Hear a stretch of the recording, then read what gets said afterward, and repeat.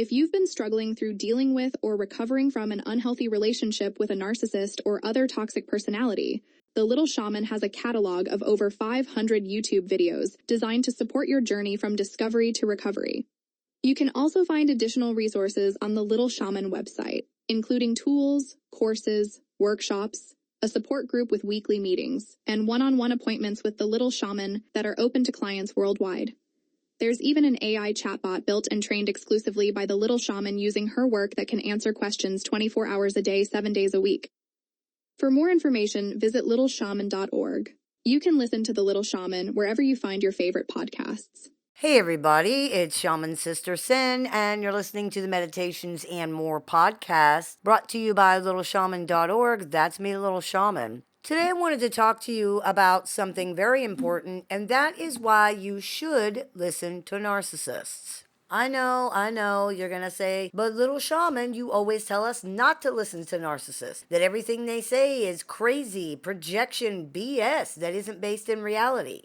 That's true, and I still mean that. Believe me, I still mean that. But you probably should listen to the narcissist in your life to a certain degree, and this is what I mean by that. First, let's be sure we understand what is meant by listen. Listen in this context does not mean obey, does not mean take to heart about yourself, does not mean internalize, does not mean allow to define you or anything like that. That we still don't ever want to do. It just means listen in the sense of physically hearing what's being said and mentally comprehending what it means. When you start to do that, when you really start to do that, you are very likely going to hear some things that you really didn't hear before. When you listen to narcissists and you take the time to truly comprehend the things that they're saying, what you hear is how they really view things and what they really think. Not necessarily of you or anything else specifically in reality. That's always a crapshoot based on their moods and emotions in the moment and cannot ever really be taken seriously. What we're talking about more is how their mind works, their perception, how they view the world in general. And when you hear that, when you truly hear that, you will realize there's no hope of having any actual relationship with this person at all because the way they see things is so rigid and negative that it's completely hopeless. Narcissists, like everyone else in the world, will tell you how they really are and what they really think if you actually listen to them. It's true that they attempt to present themselves a certain way and things like that, but it's also true that the reality is right there in front of us the entire time. All we have to do is look. To see, one has only to look.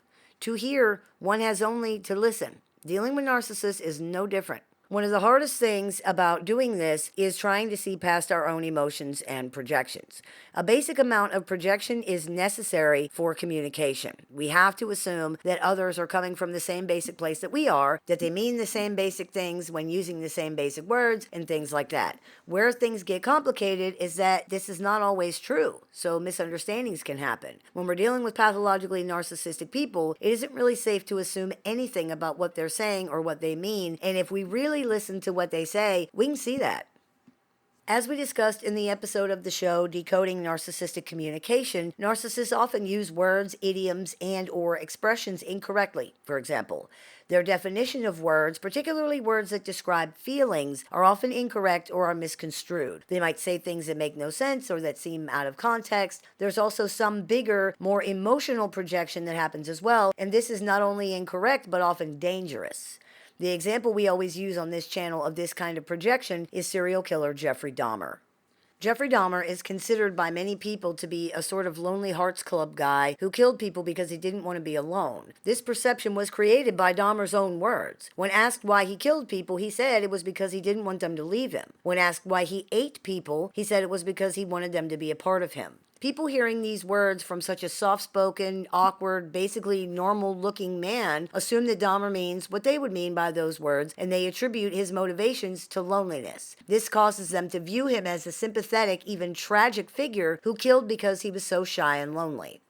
However, the reality of the situation is very far from any of that, and these facts are known. It's not a secret. Dahmer's behavior toward his victims both before and after they were dead demonstrates his extreme lack of empathy, his extreme objectification of other people, his complete lack of interest in normal relationships with living, cognizant human beings demonstrates this as well. When taken in context with the reality of his actions, we can see very clearly that Dahmer's statements regarding his motivations are not statements of loneliness. They are statements of ownership. He didn't care if people had lives or families or dreams or needs or hopes or anything else. He just wanted them to stay there, and so he kept them like they were objects. He even used that phrasing several times. I wanted to keep them. His motive for eating his victims was actually sexual gratification, a thing that he freely admitted. It had nothing to do with anything else. People just project their own meaning onto his words based on their own emotions and experiences, not the reality of the situation. We see then the danger of projecting our own feelings and experiences onto other people, especially when their behavior contradicts our interpretation. As we discussed, these things about Dahmer are known. People still allow their own projections to color their perception of both him and his crimes. This is also something we see in less extreme situations all the time. Projection is the opposite of empathy, because empathy is seeing how other people feel, and projection is seeing how you feel. This can be dangerously misleading. When listening to other people talk, we need to be cognizant of how much we are filling in, how much projection we are engaging in. Too much is dangerous, especially if the facts of the situation conflict or even contradict what we think we're hearing. It's important to give the facts of the situation more weight than our interpretation of what someone says. This isn't always easy, but with practice we can learn to put our personal interpretations aside and just listen to what's being said. When you do that with Dahmer, for example, his words sound very, very different. It's also important to try to put our emotions aside. With narcissists, this is often extremely difficult. They typically communicate using emotional manipulation a lot of the time, so trying to hold your emotions in check and really listen can feel almost impossible. It's not, though, and if you can learn to do it, the reality of what you hear is very disheartening. You hear the depth of their distrust, their anger, their fear, their contempt for other people, their loathing for themselves. You hear their willingness to take advantage of other people, their absolute conviction that the world is a scary, dangerous, predatory place where people do nothing but try to get over on each other all the time. You hear their complete and total disbelief in things like genuine kindness, trust, love, reciprocity, fairness. You hear their hopelessness that anything could ever get better for anybody ever, especially themselves. Perhaps most importantly, in a practical sense, you hear their outright refusal to ever listen to anything anyone ever says to them. The disdain and disgust, the blatant contempt mingled with terror because of their absolute certainty that literally everyone is trying to manipulate, take advantage of, or screw them over somehow. Their outright refusal to be convinced of anything, to have anything proven to them, to be wrong about anything, even if it's harming them somehow to be wrong. No willingness to risk, to trust, to try anything.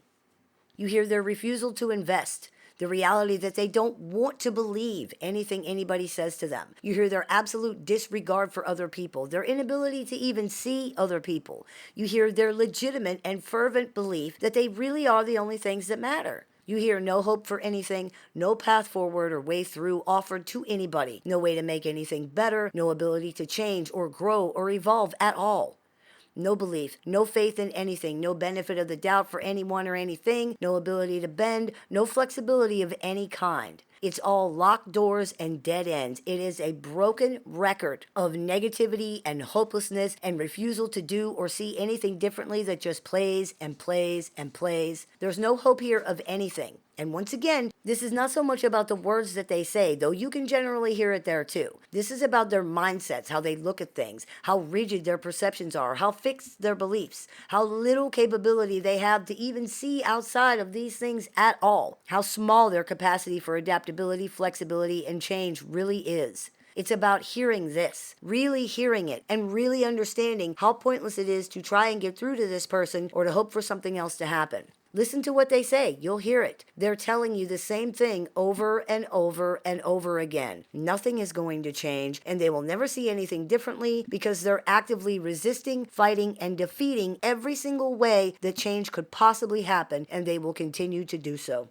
Hear this and believe it because it's the truth, and they really are saying it the entire time if you listen. I hope that clears a few things up for you. As always, I look forward to your comments, questions, and suggestions, so please keep those coming. I take appointments online, over the phone, via text, via messenger, via email, and through Skype for clients worldwide. So if you're interested in speaking with me one-on-one, you can visit littleshaman.org to do that. I teach workshops, seminars, and clinics throughout the year, so if you're interested in seeing what we're running this month, you can visit littleshaman.org to do that. And if you're interested in joining our support group with access to exclusive content, weekly support emails, and weekly support meetings, you can visit littleshaman.org to do that as well. You've been listening to the Meditations and More podcast, brought to you by littleshaman.org. That's me, the Little Shaman. May the Great Spirit bless you. Have a beautiful day.